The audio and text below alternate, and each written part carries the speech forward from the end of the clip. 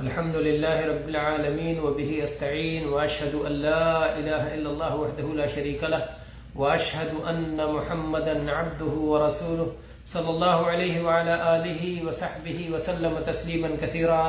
أما بعد، قال شيخ الإسلام محمد بن عبد الوهاب رحمه الله في كتاب التوحيد في باب من الإيمان بالله الصبر على أقدار الله، قال رحمه الله: وفي صحيح مسلم عن أبي هريرة رضي الله عنه أن رسول الله صلى الله عليه وسلم قال: اثنتان في الناس هما بهم كفر، الطعن في النسب والنياحة على الميت. گرامی قدر خواتین و حضرات، شیخ الاسلام محمد بن عبد الوہاب رحمہ اللہ کی کتاب التوحید سے سلسلہ وار درس اللہ کے فضل و کرم سے جاری ہے، جس میں ہم اس باب میں پہنچ چکے ہیں کہ اللہ پر ایمان کا ایک تقاضا اللہ کے تقدیر کے فیصلوں پر ایمان رکھنا بھی ہے، اور اس میں اس سے پہلے ایک درس ہو چکا ہے. آج اس حدیث پہ ہمارا درس ہے جو شیخ الاسلام رحمہ اللہ نے ذکر کیا. کہتے ہیں کہ صحیح مسلم میں ابو ہریرہ رضی اللہ عنہ کی حدیث ہے کہ رسول اکرم صلی اللہ علیہ وسلم نے ارشاد فرمایا: اثنتان فی الناس ہما بہم کفر. دو چیزیں، دو خصلتیں، دو باتیں، دو صفات لوگوں کے اندر ایسی ہیں جن کی وجہ سے ان میں کفر باقی ہے، جن کی وجہ سے ان میں کفر قائم ہے. یعنی کفر کی دو باتیں لوگوں کے اندر موجود ہیں. اسلام قبول کر لینے کے بعد، مسلمان ہو جانے کے بعد، کفر سے توبہ کر لینے کے بعد دو باتیں ایسی ہیں جو کفریہ باتیں ہیں، لیکن ان کے اندر یہ جاری و ساری رہیں گی سوائے ان کے جنہیں اللہ تعالیٰ محفوظ رکھے. تو یہ دو باتیں کون سی ہیں جن کی وجہ سے لوگوں میں کفر قائم ہے، کفر باقی ہے، کفر جاری ہے؟ جو کفر کی خصلت ہے وہ کون کون سی ہیں؟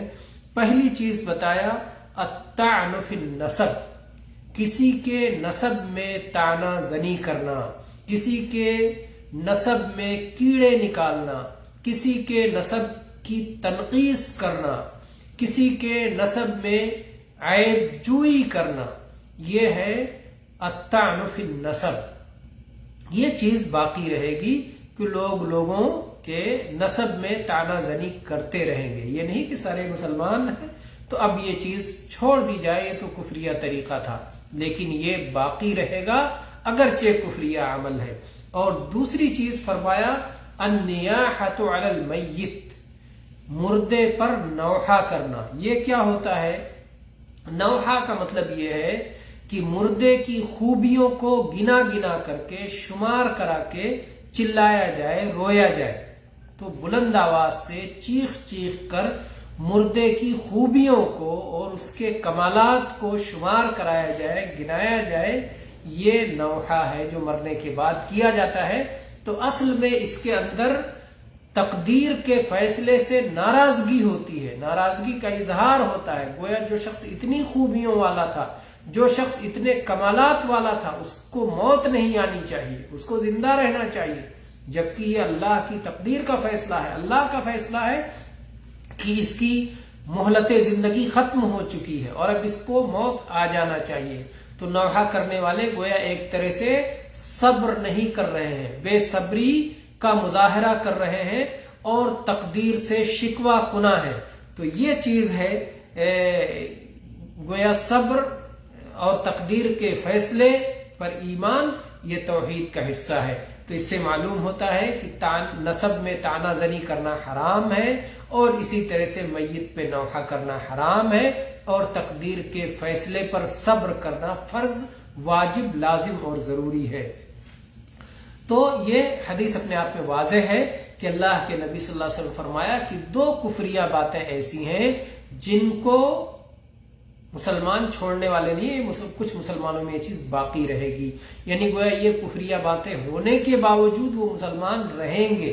تو گویا کفریہ باتوں میں کچھ چیزیں ایسی ہیں جو کمترین کفر ہے، کفر دون کفر ہے، جن کی وجہ سے آدمی ملت اسلامیہ سے خارج نہیں ہوتا، لیکن وہ حرام چیزیں ہیں اور وہ کفر کی باتیں ہیں اور وہ کفریہ عمل ہے جن سے ایک مسلمان کو بچنا چاہیے۔ تو اس حدیث سے معلوم ہوتا ہے کہ نوحہ کرنا حرام ہے اور یہ ایک کفریہ کام ہے، لیکن اس سے آدمی اسلام سے خارج نہیں ہوتا۔